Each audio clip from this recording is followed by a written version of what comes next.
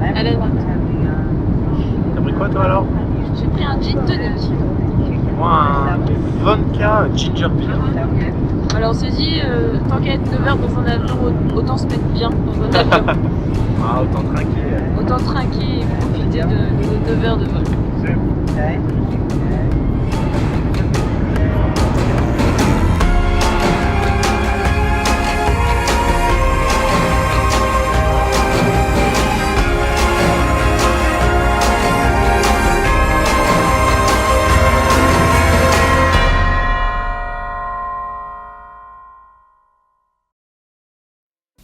Mais au fait, c'est quand le mousson en Thaïlande?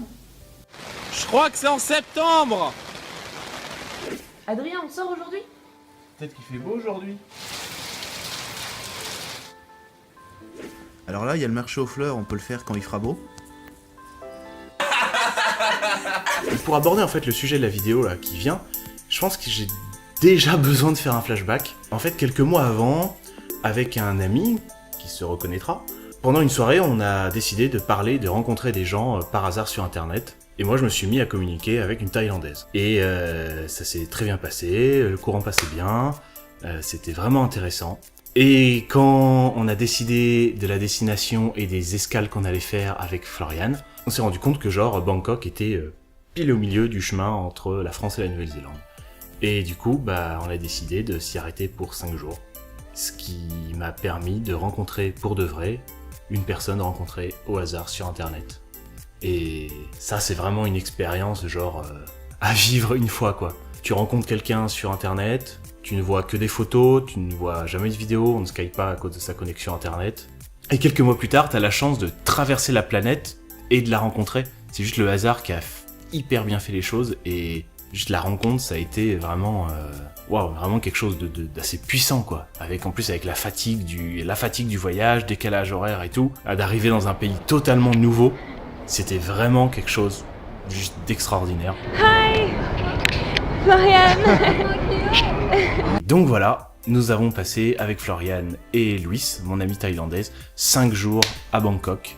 Première fois que je fais l'Asie, et c'est quelque chose dont je rêvais depuis bien longtemps, et c'est juste incroyable. T'es dans l'avion, c'est climatisé, t'es dans le métro pour aller en ville, c'est climatisé, et d'un seul coup, on sort du métro et on se rendait pas compte en fait de la température et de l'humidité qu'il y a dans l'air, mais vraiment quelque chose de taré.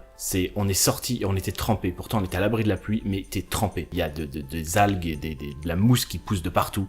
C'est vraiment juste incroyable quoi. Donc on avait tout le voyage en tête, la fatigue, et là on en prenait plein la tronche sans arrêt. C'est l'humidité, le bruit, la ville toute compacte. Il y en a vraiment de partout, des câbles électriques, des marchands sur les trottoirs, des taxis dans tous les sens de la circulation. Et on a été pris en charge par un ami de Louis, parce qu'elle ne pouvait pas venir, et qui nous a pris un taxi, nous a amené à l'hôtel. On s'est installé, le tout sous un déluge, pas possible. Non mais là, y a des limites quand même à la mousson là. Après, ce mec nous a amené dans un restaurant où la viande était entreposée comme ça sur des étals devant. Waouh, bon, non, quand même, on va faire confiance, quoi. C'est un quartier touristique. On a mangé des trucs qu'on ne connaissait pas, on ne savait même pas ce qu'on mangeait. C'était vraiment bon. C'était vraiment, ce soir-là, c'est arrivé, je m'en souviendrai toujours, quoi. Ça a été vraiment on était juste abasourdis, comme assommés. Mais en fait, je vais pas rentrer dans les détails de ce voyage de 5 jours à Bangkok parce qu'il y a déjà une vidéo qui existe. Par contre, je peux vous balancer comme ça des petites anecdotes en vrac. Par exemple, je peux vous parler que dans les rues, partout, sur les lieux de travail, dans les commerces et tout, il y a partout des petits temples bouddhistes. Ils ont tous le leur et ils mettent toujours du Fanta rouge, du Fanta à la fraise, en offrande.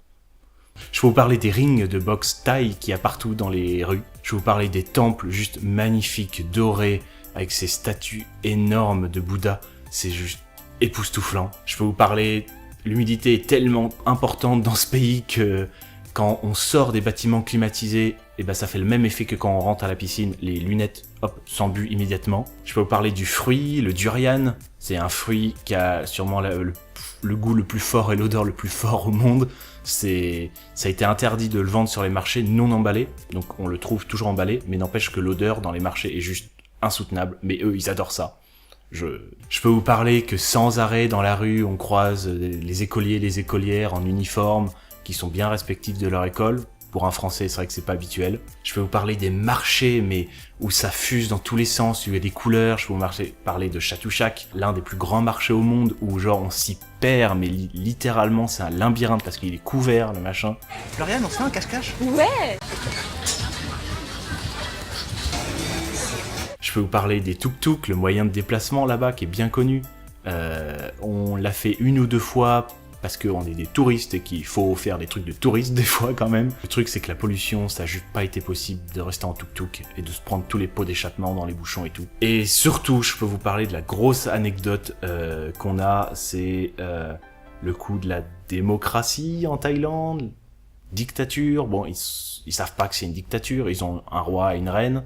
Tu le sens bien, quoi. Genre, tous les jours, à 18h, et une fois le matin, je crois que c'est à 9h, l'hymne retentit partout dans la ville de Bangkok. Et il y a un décompte, et genre, tout d'un coup, tous les gens s'arrêtent. Mais genre, c'est flippant parce qu'on comprenait pas ce que c'était.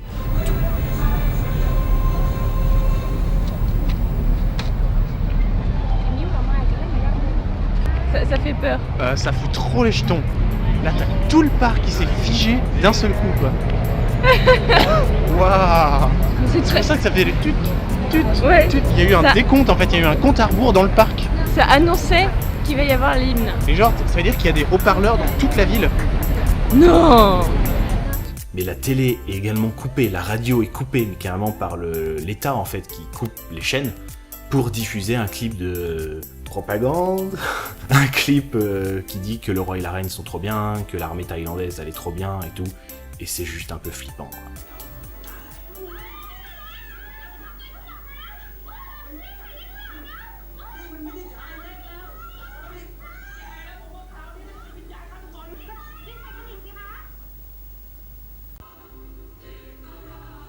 Ceci n'est pas de la propagande.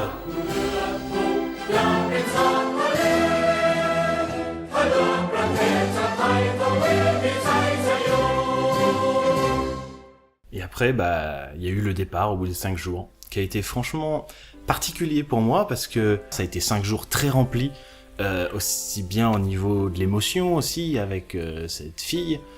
En fait, j'avais du mal à extrapoler, à me dire non, c'est que le début de mon voyage. Avant tout, je pars en Nouvelle-Zélande. J'ai franchement eu du mal sur le moment et on voit un peu sur les photos et les vidéos, j'en suis vraiment déçu, quoi. Je regrette. Mais ouais, j'ai eu du mal à savourer vraiment mon arrivée en Nouvelle-Zélande parce que je partais d'un pays qui a été un gros coup de cœur, avec une personne qui est restée aujourd'hui une très très bonne amie. Mais bon, après c'était pas fini, j'ai eu la chance de pouvoir repasser par là en revenant de Nouvelle-Zélande, et ça, c'est encore une autre histoire.